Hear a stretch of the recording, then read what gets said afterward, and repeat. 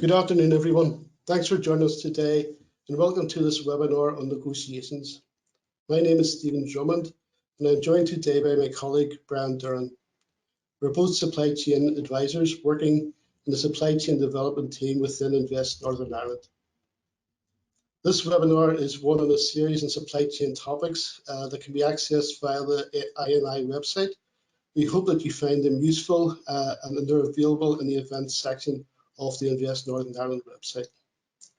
Today's webinar is aimed at developing understanding of the negotiation process and hopefully to leave you with more confidence about preparing for and conducting an important negotiation. Brian will take you through the presentation and we will jointly take your questions at the end. You can add questions in the chat box. Thank you very much for your attendance and I'll hand you over to Brian. Thank you. Welcome. My name is Brian Durnian. I'm one of the supply chain team, and I'll be taking you through this negotiation webinar this afternoon.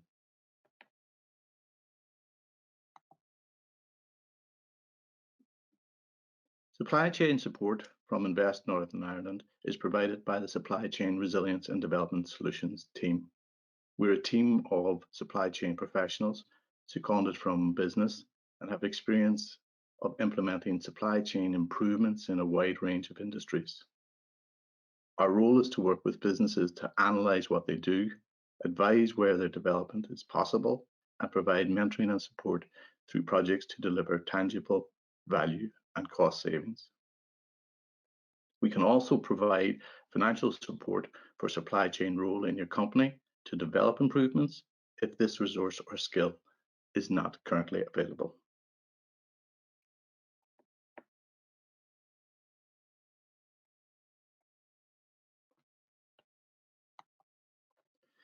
In this webinar, we're going to discuss supply chain negotiations and the elements that's needed for supply chain winning engagement. The webinar will cover research and preparation, analysis, negotiation strategy, and how to conduct the negotiation sessions. We will be looking at information you need to gather, what insights, analysis of data can give you, and how this can inform with the negotiation strategy you may choose. Let's have a look at the research and preparation you may need to do.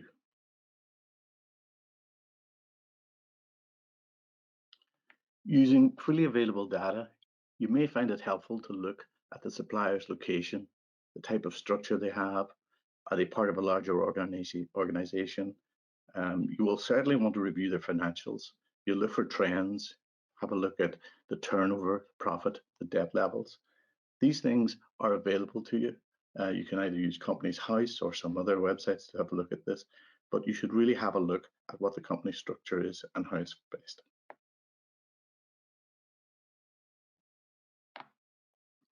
When entering into negotiations, it's very important to get a gauge on what points of leverage you may have, to find out what their potential opportunities are, what the strengths and weaknesses of your suppliers are, what their business is. Are they trying to grow or diversify? Can you position your business to help them, to align with their vision? And then formulate how you can try and do a better negotiation where you sit with them.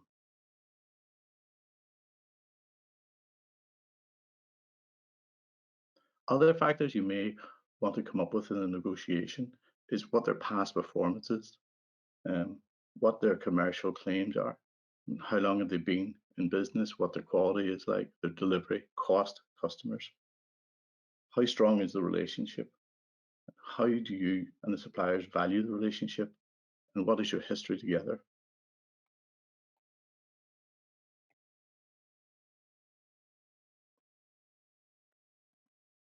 It's not always possible, but you should try and find out as much as you can about the people you are going to negotiate with, who they are, what their role is, what their negotiation style is. You certainly want to have the decision makers present around the table for any negotiations you take. In this example, I've just taken the first line and let's have a look at it. So we can say, Justin, he's Departments of Sales and Program. He's very experienced. He's an opinion shaper and a leader. He's ex-consultant. He's strong financial skills. He likes to talk. He's recently been promoted. Right? At times, doesn't really listen to the customer very well. He likes to be right. So, and he may or may not be present in the negotiations. But it's really important for you to understand the players that you'll be talking to, what their role is, what they do, and how they can influence the negotiation that you're sitting in on.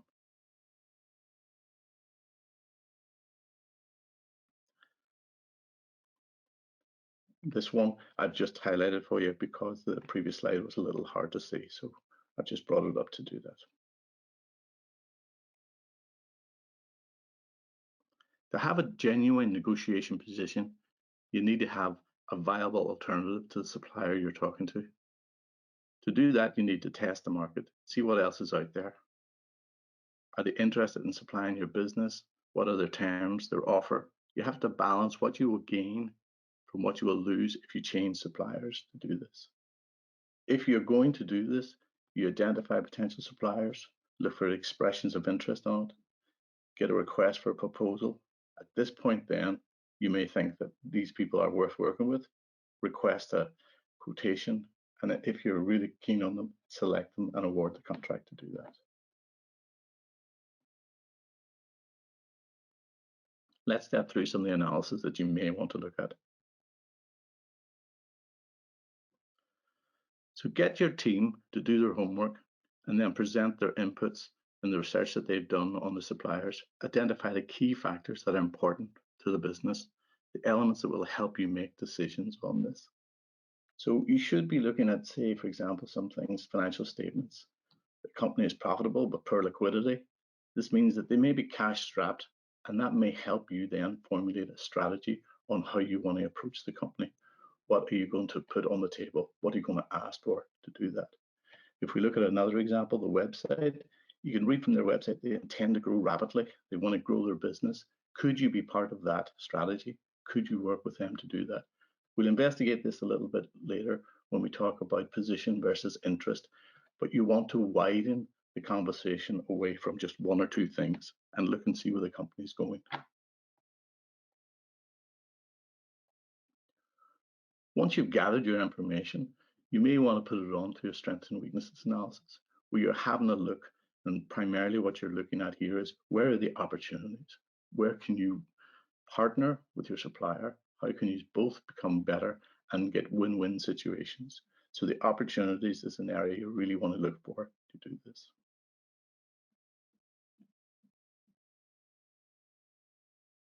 Once you've got that done, it's worthwhile putting it on a table such as this so that you can use this template to organize your negotiation tactics to look at that. So in the first example of this line, we can see here the financial statements that we previously talked about it. The company's profitable, but they don't have a lot of cash. So you may go into your negotiations looking to offer shorter payment terms or potentially consignments of stock or lower price. If we did talk about their website with the supplier declaring strong intent to grow rapidly, well then you can share your company's growth plans, look at purchasing to get some other vendors on board in this and bundle together in the supplies. So what we're trying to do here is find out what the research has done, what the analysis tells us, and how that could flavor what our negotiation tactic is to go through with it.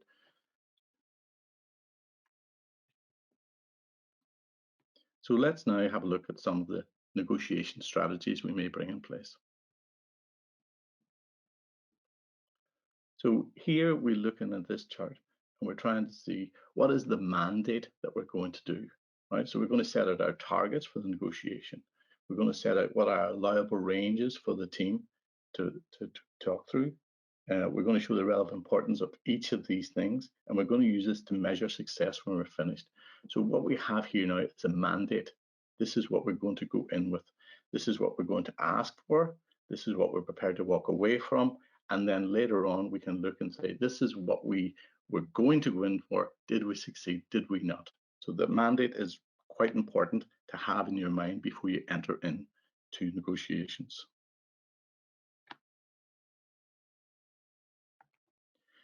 Let's have a little look at what the negotiation team should look like. So you should have a clear team leader and make sure you assign the roles of each of these team members, and everybody should know where they are. Right? It's important that people stay in their swim lane. and that they know what they're supposed to do and where they are. At all costs, avoid dissent within your own team. It looks very poor. It will weaken your position, and it will give the other negotiating team some strength in this. So in this particular one here, let's just take Abby from procurement. Her position as procurement manager in the negotiations. She will lead the negotiations and present the case. She will record the points of agreement and any open issues on it. So you're documenting as you go through. People know their role and they stick to it as you go through.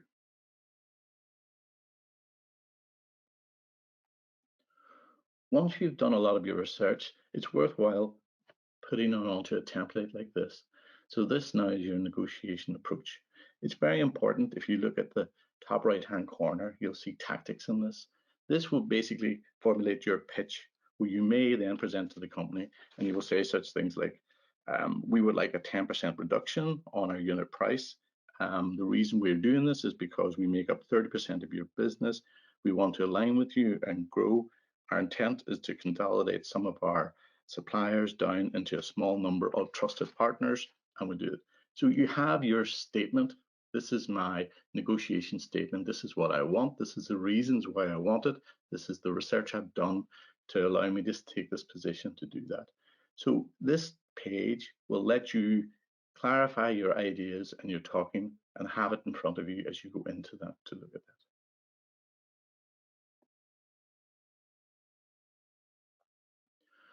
But what happens if negotiation goes not the way you want to go? So, and you don't get everything you want on this. As Mike Tyson, the boxer, says, everyone has a plan until they get punched in the face. So it's really worthwhile that you sit down with your team and you work out scenarios. What would happen if the other team say this? What would happen if the negotiation goes to this place? What would we do? You can't always legislate for what's going to happen, but you should have some contingency plans in place. You should have some organization, and you should look at the BATNA, which is basically the best alternative to a negotiated agreement. So what else are we going to get coming out of this? It's worthwhile putting these down and you and your team talking about them before you enter into the negotiations. So let's look at the negotiations. Preparation takes time and resources, so ensure you have planned to devote both. Preparation is a key element in the successful negotiations. You'll need to look at the timetable, what you're going to do with this, send them off a letter or a phone call or start working with them, and where is it going to be, where's the location, the date and time, and rehearse your discussions. Preparation is really key to do this. Create a positive and professional climate for the negotiations. Show respect and manners. It's really important not only to state your case, but to actively listen to what the other negotiation team are saying.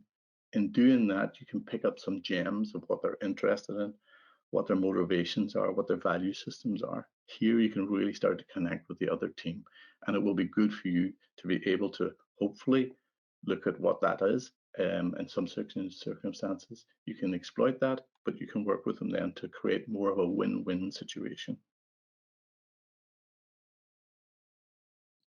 So it's very straightforward in your proposal. You've got to set out what you want. You've got to try and emphasize the benefits for both parties, constantly trying to get to this win-win situation to do that, and be optimistic about what you're looking for when you come out of this. As we step through all of the stages of the process, it's important that you go through each line item. Keep a record of the negotiation process. Flip charts are really good. Everybody can see what's happening. You can either use post-its or whatever. Just a lot of negotiations just sit around a table, but it's important that people can see what is being negotiated, what the terms of it are, and what is being asked for. If you get any wins, make sure that you thank and bank, and make sure that that's detailed. If you're making concessions, stay within the mandate, which we talked earlier on about. You and your team will have an agreed mandate. Don't deviate from that. Don't give away more that you've agreed to. Don't let the moment just take over and you start saying things that you're not qualified to say or that you haven't got the authority to say. So basically stay within your mandate. That's why it's important to have that mandate discussed and agreed before you go in. Restate your position as you go through with it. Use any arguments that you've got from your templates to back up the evidence of why you're making your claim or what you want to make changes on to do that. Make sure it doesn't get heated and you get bogged down. Take time. If there's a problem, step back, reassess, come back in again, and stay for it. If there's only a few things that remain and not agreed, you could escalate these up to get a final deal, talk to their bosses. But I do emphasize it's really important to have the decision makers at the table, because you can thank and bank when you're given something, but that can't happen if the decision makers aren't there. And don't leave the room without a signed document outlining what has been agreed. Now, if failure to agree, then discuss friendly exit terms to do this.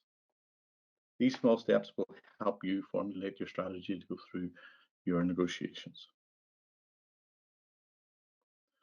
So negotiations are made up of two elements, really.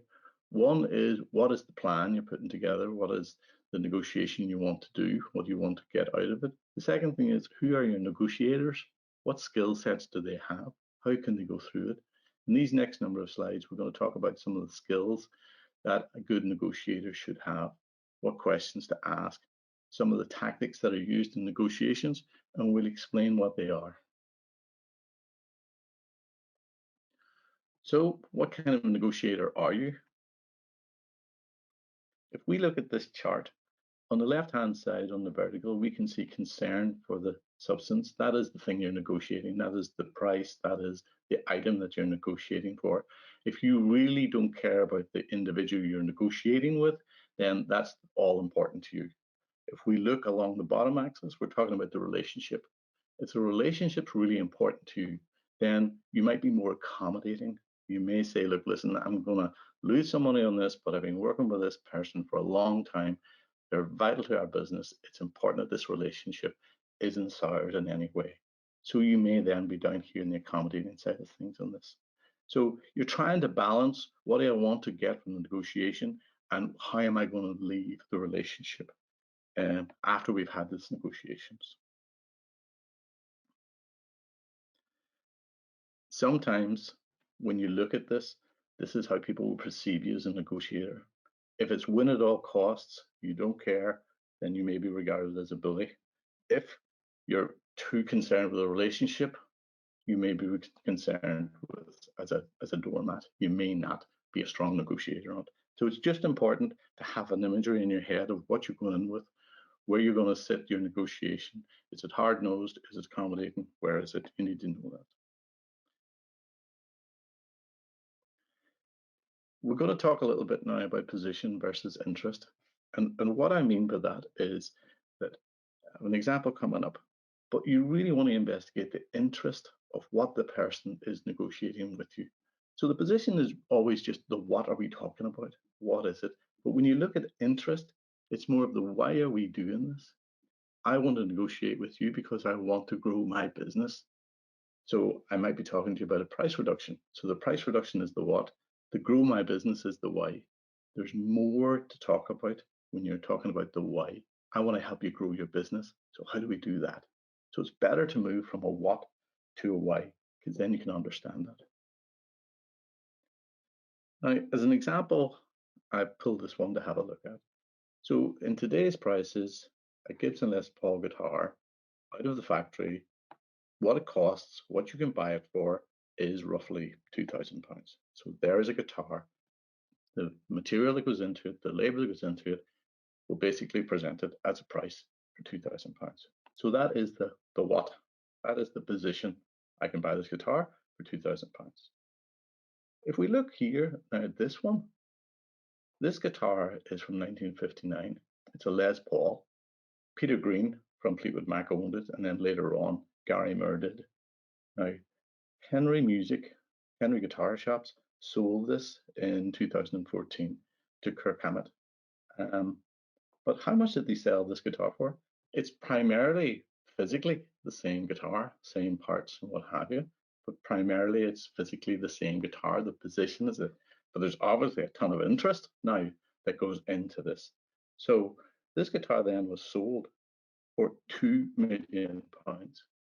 So all I'm trying to highlight here is we can move from the bricks and mortar of the deal to what is surrounding the deal, what is the interest surrounding the deal. And there's a lot more negotiations can happen here. Because you can appreciate going up to £2 million, there was a lot of negotiations about what the value of the guitar was in other terms other than its physical makeup. Okay, so now we're going to have a look at the BATNA. BATNA is the best alternative to a negotiated agreement.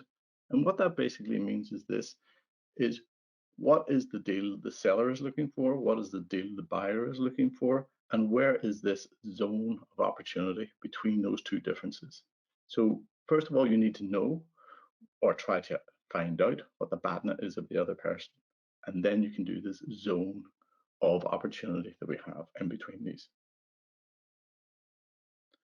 So once you figure that out, this is the possible zone of or zone of possible agreement. There's where the negotiation happens. There's no point in trying to negotiate at the far end of the BATNA because they're just not really going to happen. This is where the interest is. This is where the conversation should take part. So let's have a look at a kind of small example to see if we can do this.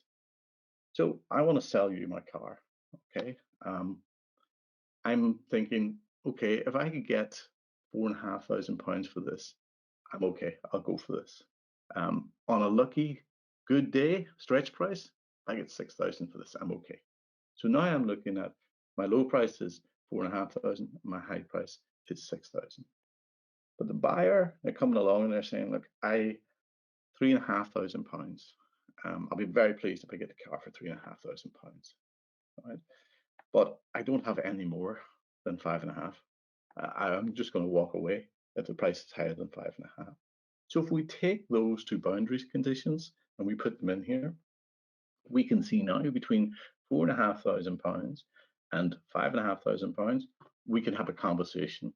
This is the zone where we can have that opportunity to get an agreement. We can talk with this. If someone comes in and tells me this car is going to be, 7,000, 6,000, I've only got 5.5. There's no point. I'm not anywhere near that. So it's important to try and have a look at where this area of opportunity exists. You can only get to that by having a conversation and listening to the person and seeing the kind of things they're saying. Another element of this zone where the opportunity exists is not only on the price, but on time. And we've all been to shops where you're trying to buy something, be it a bed, furniture, settee, whatever. The shop will tell you, yes, I can get that to you now. It's this price. It'll be 6 weeks before you get it. Or if you want me to expedite that, it's going to cost you more. You can constantly see that now on online deliveries where people will pay for delivery the next day. So this is really where there's opportunities. They're negotiating with you on both the time front and the price front, and that's a negotiation. I want to bring up this element of framing, where we talk about framing within negotiations. So this little cartoon, I think, goes a long way to explaining that. So Galvin says to his mum, "Can I set fire to my bed mattress?" And she says, "No." He said, "Can I ride my tricycle on the roof?" And she says, "No." And then he says, "Can I have a cookie?" And she says, "No." And he walks away saying, "Well, she's on to me." So the deal here was that he wanted the cookie, but if he had framed these other outrageous things first in the scale of things, then when he actually comes in with what he wants to say, what he actually wants to get, he thinks that by reducing that down from a very outrageous thing, there's a better opportunity to do that. So he's framing his negotiation with his mum in this case. So anchoring is another tactic. And what anchoring is, it's a cognitive bias that we have that we really want to attach ourselves to the first piece of information we hear, and then decisions around that are made. So during the decision making, anchoring occurs when we put an initial piece of information out there.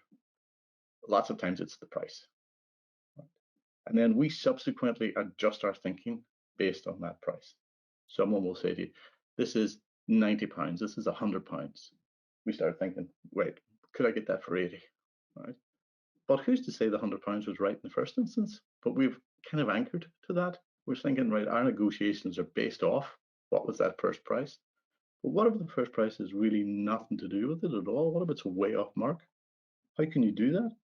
Well, to kind of nullify the effect of anchoring, you just need to know your subject. You need to know, no, that's not a fair price. You're way off with that. And this is what needs to happen. So what you need to do is your market research, your homework. You need to figure out, where is this before an anchoring effect can happen with you. You have a tendency to do this, so you need to make sure you're aware of it and out of it. Another tactic that happens in negotiations is escalation. And this can be difficult, and sometimes it loses negotiations because things escalate out of hand on this. So ego can be a big part of negotiations going wrong, where people start to escalate the process. Now, what's the main causes of this? Sometimes there can be intense rivalry, especially if it's a one-to-one situation where two people at the team don't get on very well. If there's a time pressure, or if you're in the spotlight to get a decision, things can escalate an awful lot to do that. To try and minimize the opportunity for escalation, limit the roles of someone who's particularly intense, manage the time, and spread responsibilities to the people, to one person, so it's not a spotlight. Remember, we talked about who is your team, what is the responsibilities, what can they do, what is their swim lane, what do they stay in? And this is the kind of thing that we're talking about that will help you arrive at a negotiation that is well managed, proceeds in a good professional manner, goes on. So we've prepared a few checklists for you on this when you're looking at negotiations.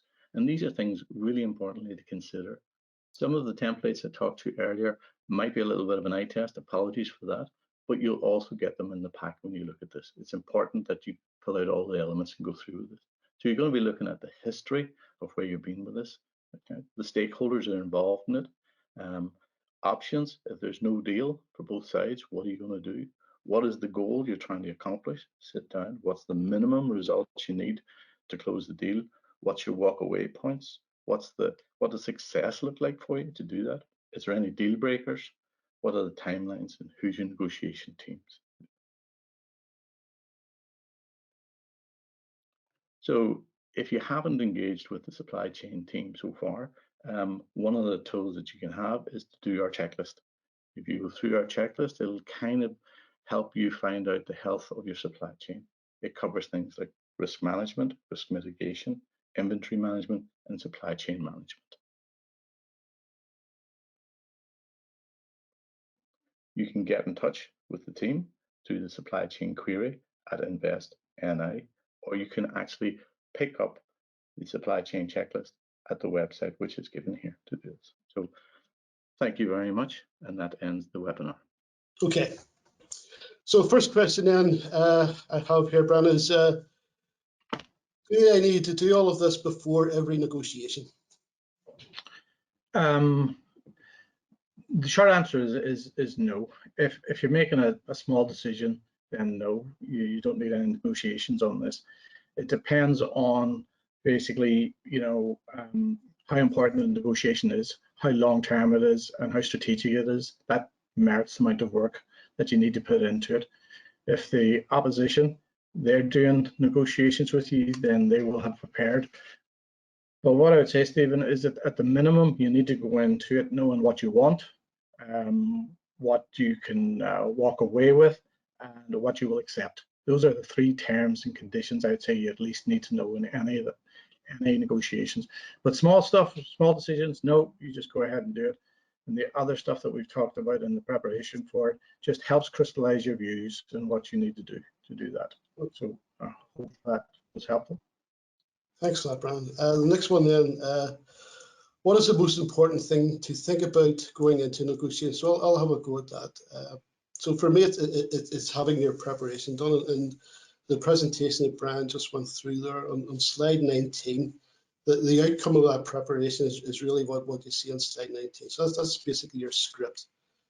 when you're going into the negotiation. It plans out your talking points, how you're going to pitch that, where you're going to set the negotiation up, and how you're going to defend your arguments. Having that behind you should give you confidence in the arguments that you're going to put forward.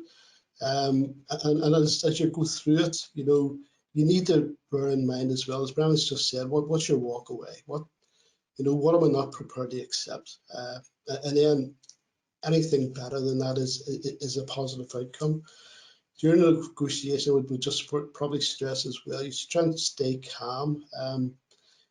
Even if the other person raises the emotional level, sometimes they'll do it on purpose just to try and throw you off, but keep your composure and stick to the script and listen to what the other people are saying, and you should be able to get through it okay. All right, so the next question, I might just scroll down here a wee second. Brian, is for you. How do I deal with someone who gets emotional in negotiations, which we just kind of touched on a little bit there? Okay, so for me, it's important that you don't join in. If the emotion starts to rack it up, don't join in, because then you just lose control in this. And like you said there, Stevie, is sometimes people use that as a tactic. They want to be really rude or whatever to do that.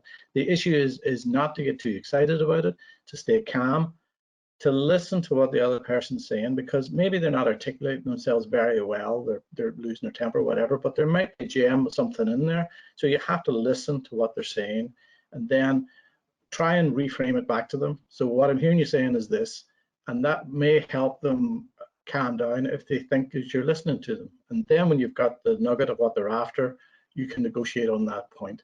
But it's very hard to have any negotiations or reasonable conversation if someone's losing their temper, or they're not really in control of what they're saying and what they're doing. Things slip out all the time. So the thing I would say in this is, if someone is getting emotional, try and calm it down a little bit. Use softer words, speak slowly, don't engage in the emotion as well. Don't get into that. Try and just listen to what they're saying, reframe it back to them a little bit, and see how that goes. At best, that usually works. If it continues on, you may have to stop. If someone's being unreasonable, you may just have to stop and tell them, we're going to take a 5-minute break here and come back again. And if they have a team on their side, maybe somebody on the team is saying, right, let's calm this down a little bit. But so that's the kind of tactics I would use myself if I'm doing that, Stephen. Okay. Then the next question is, what does a successful negotiation look like? Well, for me, any negotiations really usually with a party that you want to do business with in the future. It's not like a one-off event. Even buying a car, when somebody sells you a car or a dealer sells you a car, they're looking for repeat business. They're looking you to come back or to send them your kids or your partner to buy a car from them as well. So it's in their interest not to win at your expense. Do you overprice the car, oversell or overcharge it for the car? So what you're looking for in any negotiation really is a win-win. You're getting something out of it, and the other party's getting something out of it as well. And a lot of that comes down to compromise, because you'll never, or very, very rarely, get everything you want out of a negotiation.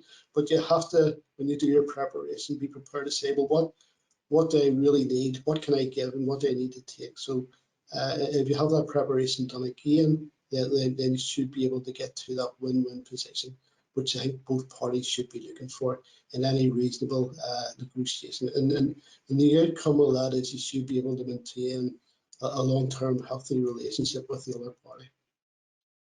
Okay, yeah. So the next one, Brad. I just add to that, Stephen, if I might. In one of the slides we talked, there's a little graph that shows, how important is the relationship to you and how important the thing you're dealing with to try and get out of it. And good, healthy negotiations, as Stephen rightly says, is a win-win. We are balancing that. How is this relationship going to look like after this negotiation? What's it going to look like? If it's in a worse state, you might want to have a little look at how you're balancing what you're doing in that, because you want to have a long-term healthy relationship with your supplier so that your business can grow. You can do that. So just supporting what Stephen's saying there about the win-win and looking at the strength of the relationship after too. Okay. So next, we'll two questions are kind of asking the same thing. So I'll read them both out. Brian, if you can maybe have a go at this. What do you do when the other party stonewall and refuse to negotiate? And then the other question is, what tactic can you use if you can't come to an agreement after the initial negotiation meeting, having applied the methods discussed? Okay, so let's take stonewalling. So if you've done good work and you're prepped and you go into negotiation and you know who's going to be sitting on the other side, and you've done as best you can, but the person starts stonewalling you and they're just nothing's going to fly at all in this, you should be sitting there with your plan B. You should know what's going on, because before you go into negotiation, you should run the scenario. What do we do if this doesn't happen? What happens if there's no negotiations, if people aren't playing ball, or what is it? What do we do? So you should have your plan B. And we talked about in the slides your BATNA, what's your best alternative to a negotiated agreement? Like, what are you going to walk away with to do that? And if you're getting no joy in the meeting, then you need to exercise that right. You need to say, okay, plan B, we're going to, fail to negotiate, we're going to move off and do this. Sometimes the opposition can have a tactic in this, and they want to see where you'll go, if you want to leave the table or whatever. And then sometimes when you're going to enact your plan B, you're going to remove yourself or whatever, they may re-engage again. They may have a conversation with you and re-engage.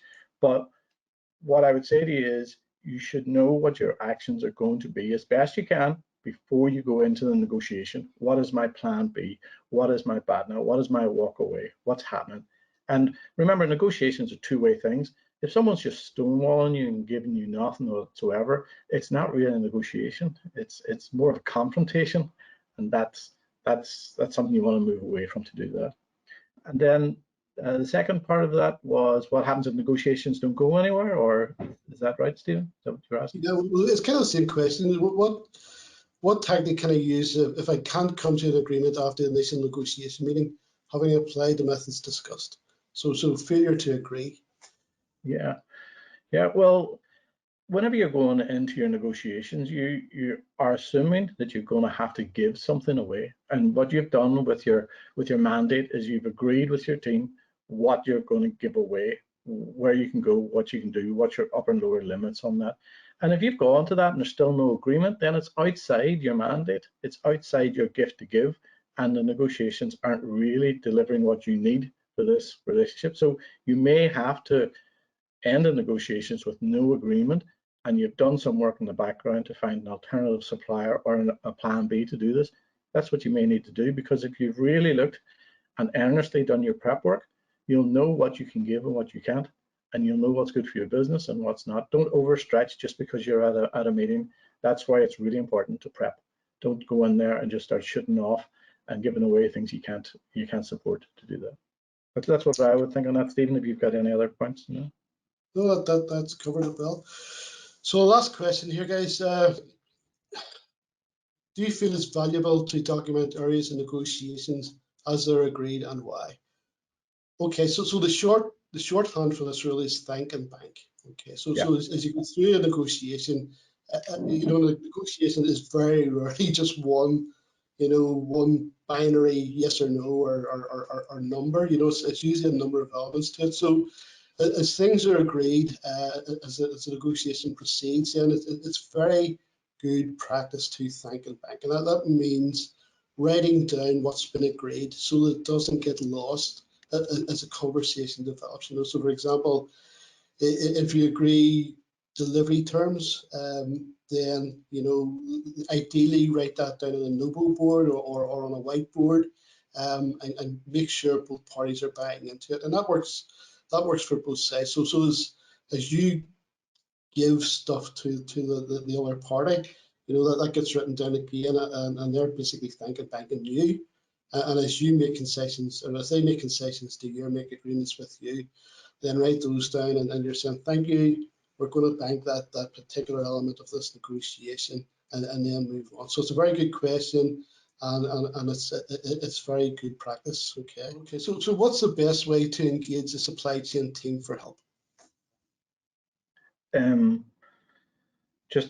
some links on the presentation that is there. You can come in through the inquiry. We can have a look at this again. and see where it is, unless there is a link, and then you can drop some of the emails. Yep, here we are.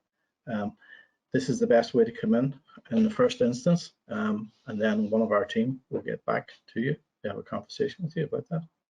And we're more than happy to come on site, have a conversation with you about your supply chain needs, and do an audit with you, have a look, have a conversation, and take it from there. So these links that we can see on the screen now should be a good first protocol for you. Okay. There's a specific question here then around electronic components. So I'll read the question. Electronic component suppliers now seem to have the upper hand in all negotiations. Books filled for years in advance with more demand than supply available. What tools do we as smaller businesses have to improve our ability to negotiate with this extremely competitive marketplace?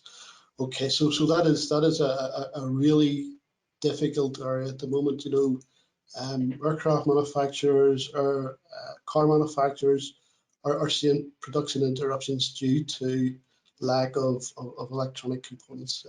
And you're absolutely right. They do have the upper hand at the moment in negotiations. What I would suggest is that if you have suppliers that you have been working with in the past and you have a good relationship with, then I would try to appeal to their better nature, if that's possible. Also, bear in mind that supply always follows demand. You know, so that's the situation at the minute. There's more demand than there are components, but there's certainly a lot of additional capacity going to come into that supply chain in the sort of short to medium term. You know, there's factories been built that'll supply those components, and that will balance itself out. You know, it won't be the situation forever. So what you need to do then is just be a bit pragmatic about it, and you know, if you do need to pay more for the components and secure your supply that way, then that's what you have to do. You know, it's not always going to be the case that you get everything you want out of a negotiation. And just, you know, be in a position where you can take advantage when the other capacity comes online, and try and do your homework on that as well, and see where that capacity is coming in and how you can access it. And I'd add to that as well, Stephen, and you're right, it is a very difficult situation when you're the small player in this, but have a look and see, is there the opportunity not to be as small a player? And what I mean by that is, can you partner with someone else? Can you get a number of other people in your work kind of arena and see, can you get together as a little cluster group that gives you more buying power? What can you do in that respect? Also have a look at any agreements that you have in place. Can you get a longer term agreement for supply at a price and what have you? You have to have a look at those things as well. But those are the biggest challenges when you don't have much of the business and you're a smaller player and you're almost treated as someone who's a commodity buyer. Then people move kind of quickly off those. But as Stephen was saying, those are the kind of areas you can look at as well.